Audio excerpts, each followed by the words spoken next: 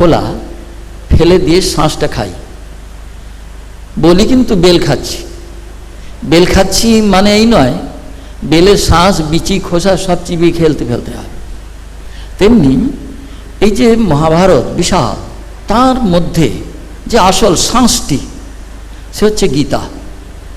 এই গীতার মধ্যে আমরা অনেক কিছু পাই। প্রথম তো একটা সাহিত্য মূল্য তার মধ্যে আছে, গীতার মতন অনবদ্য সাহিত্য এরকম কম পাওয়া যাবে।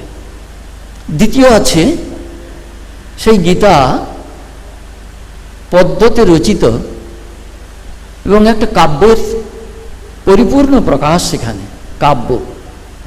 এবং সেই কাব্যের যে নায়ক,